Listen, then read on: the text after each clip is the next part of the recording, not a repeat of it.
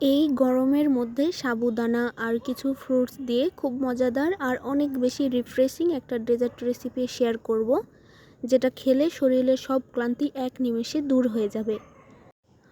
আসসালামু আলাইকুম everyone, welcome to Mahfuza's kitchen and blog.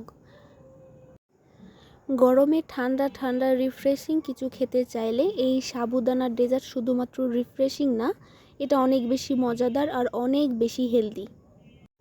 প্রথমে আমি দুধটা রেডি করে নিব। একটা প্যানে নিয়ে নিচ্ছি 3 কাপ লিকুইড গরুর দুধ। চিনি দিয়ে দিচ্ছি 1/3 কাপ, অথবা আপনাদের পছন্দ অনুযায়ী এখানে বাড়িয়ে কমিয়ে দিতে পারেন। যদিও এখানে অনেক রকমের মিষ্টি ফল দেওয়া হবে, তাই আমি চিনির পরিমাণটা খুব একটা বেশি দিলাম না। দুধটাকে জলদি ঘন করার জন্য আমি এখানে নিয়ে নিচ্ছি 10 গ্রাম গুঁড়া দুধ। এবার এই সব কিছুকে আমি একসঙ্গে নেড়েচেড়ে ভালো করে মিশিয়ে নিব। চুলার হিটটাকে মিডিয়ামে রেখে অনবরত নেড়েচেড়ে দুধটাকে আমি জাল করে নেব কিছুক্ষণ। আপনারা যদি গুঁড়া দুধটা না দিতে চান তাহলে গরুর দুধের পরিমাণটা বাড়িয়ে দিতে হবে। এরপর জাল করে করে ঘন করে নিতে হবে। একটা বাটিতে নিয়ে নিয়েছি নর্মাল তাপমাত্রাতে থাকা 1 কাপ লিকুইড গরুর দুধ, সঙ্গে দিয়ে দিব 1 টেবিল চামচ কাস্টার্ড পাউডার। আমি এখানে ভ্যানিলা ফ্লেভার কাস্টার্ড পাউডারটা নিয়েছি। ভালো করে মিশিয়ে নিতে হবে যেন কোনো লাম্পস না থাকে। এরপর এই কাস্টার্ড পাউডারের মিশ্রণটা আমি দুধের মধ্যে দিয়ে দিব। চাইলেই এটা কিন্তু বাদ দেওয়া যাবে, আমি শুধুমাত্র সুন্দর একটা কালার আর ফ্লেভারের জন্য দিয়ে দিয়েছি। কাস্টার্ড পাউডারের মিশ্রণটা দিয়ে দেওয়ার পর কিন্তু অনবরত নাড়তে থাকতে হবে।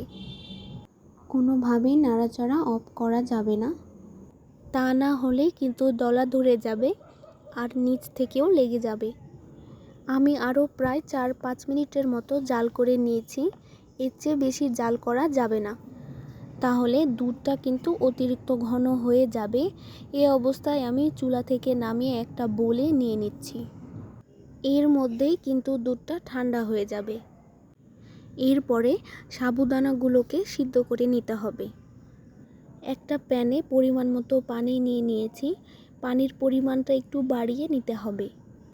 আর পানিতে যখন বলক চলে আসবে তখন আমি এখানে দিয়ে দিব 1/3 কাপ সাবুদানা। আপনারা 1/2 কাপও সাবুদানা দিতে পারেন। সাবুদানা দিয়ে দেওয়ার সঙ্গে সঙ্গে নেড়েচেড়ে একটু মিশিয়ে নিতে হবে যেন সাবুদানাটা দলা না ধরে যায়। আর একটু পরপর অবশ্যই নেড়েচেড়ে দিতে হবে, তা না হলে কিন্তু সাবুদানাগুলো দলা বেঁধে যাবে, আবার নিচ থেকেও লেগে যাবে প্যানের সঙ্গে। এভাবে সাবুদানাগুলোকে আমি প্রায় 10 থেকে 15 মিনিটের মতো সিদ্ধ করে নিব। এক কথায় সাবুদানাগুলো একদম স্বচ্ছ হয়ে যাওয়া পর্যন্ত সিদ্ধ করে নিতে হবে। আমি একটু আপনাদেরকে দেখিয়ে দিচ্ছি সাবুদানা সিদ্ধ হয়ে যাওয়ার পর কেমন হবে। এই যে দেখতে পাচ্ছেন সাবুদানাগুলো সাদা থেকে এইরকম স্বচ্ছ হয়ে গেছে। সিদ্ধ হয়ে যাওয়ার পর কিন্তু এগুলো গরম পানির মধ্যে রাখা যাবে না, সঙ্গে সঙ্গে একটা স্ট্রেনারে ঢেলে নিতে হবে। এরপর দিয়ে দিব এখানে নর্মাল তাপমাত্রার পানি। পানি দিয়ে সাবুদানাগুলোকে খুব ভালোভাবে পরিষ্কার করে নেব। পরিষ্কার করে নেওয়ার পরে সিদ্ধ সাবুদানাগুলো দিয়ে দিব। দুধের সঙ্গে সাবুদানাগুলোকে ভালোভাবে মিশিয়ে নিতে হবে। মিশিয়ে যাওয়ার পর এগুলোকে আমি নর্মাল ফ্রিজে রেখে দিব। খাওয়ার আগে বা পরিবেশনের ঠিক আগ মুহূর্তে এগুলোকে ফ্রিজ থেকে বের করে নেব। এরপর এখানে আমি আমার পছন্দ মতো অথবা হাতের কাছে যে ফলগুলো পাওয়া যায় সেগুলো দিয়ে দিব। তো এখন দিয়ে দিচ্ছি 1/2 কাপ আপেল কুচি, দিয়ে দিচ্ছি সবুজ আঙ্গুর 1/2 কাপ, কলা দিয়ে দিচ্ছি 2টা। আমার সাবুদানার সাথে কলাটা খেতে বেশি মজা লাগে, তাই বেশি দিয়ে দিলাম। আর দিয়ে দিচ্ছি আনার দানা। আমি যে ফলগুলো দিয়েছি এগুলোই দিতে হবে এমনটা না।